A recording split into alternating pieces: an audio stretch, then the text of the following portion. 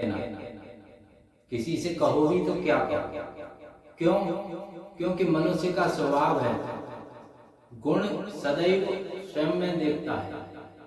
प्रत्येक मनुष्य गुण जो देखेगा वो खुद में देखेगा, अवगुण जो देखेगा वो दूसरों में देखेगा, वो औरों में देखेगा, अवगुण औरों में देखेगा, और गुण जो देखता है वो अपने अंदर देखता है।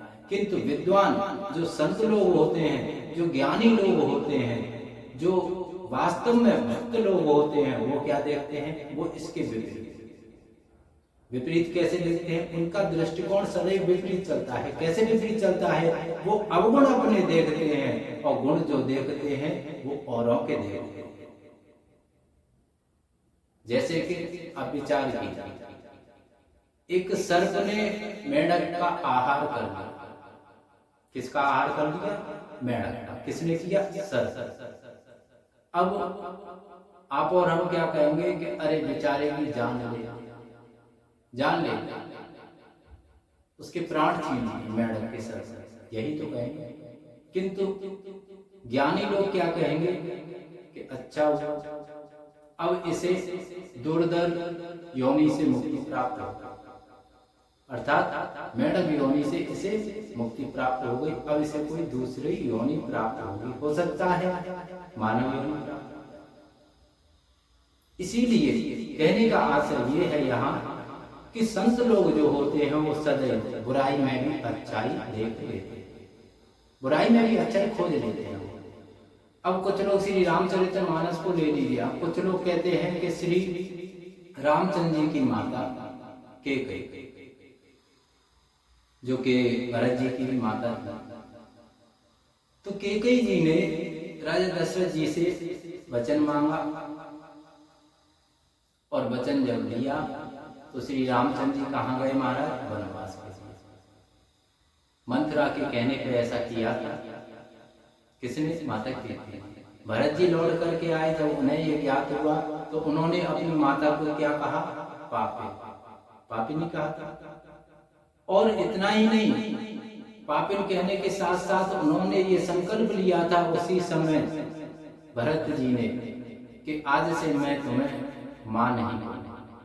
और श्री रामचरितमानस में ये वर्णन आता है महाराज कि भरत जी ने उस समय के बाद कैकेयी माता को कभी माता नहीं कहा, कभी मां नहीं कहा।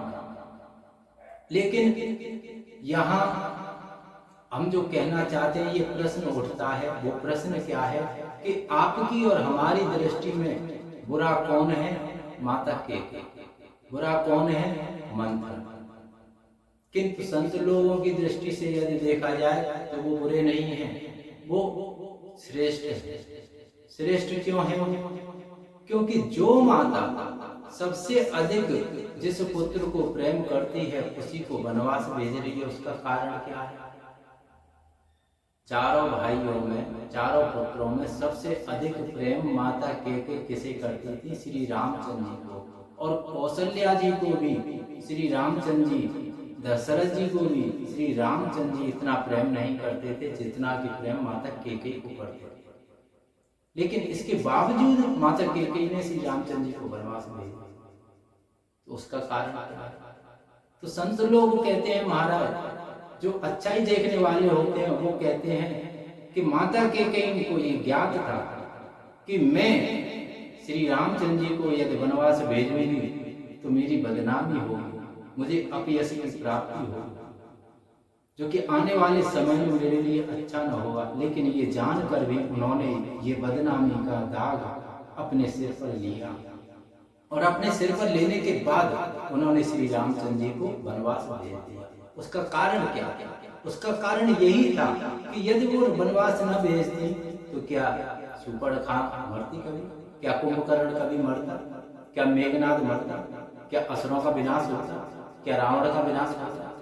विचार कीजिए, एक मां ने अपने पुत्र को वनवास भेज दिया, उस पुत्र को वनवास भेज दिया जो कि आंखों का तारा था, जो कि आंखों का तारा है, उसे वनवास भेज दिया जग कल्याण के लिए, जग कल्याण के लिए, और कोई अन्य कारण नहीं, जन कल्याण के लिए माता कैकेयी ने ये अपयश प्राप्त किया जानबूझकर। किंतु हम लोग क्या कहते हैं कि अरे माता कैकेयी बहुत बुरी थी। वो बुरी नहीं थी, आप एक दृष्टिकोण को लेकर चल रहे हैं, किंतु दूसरे दृष्टिकोण से भी देख लिया।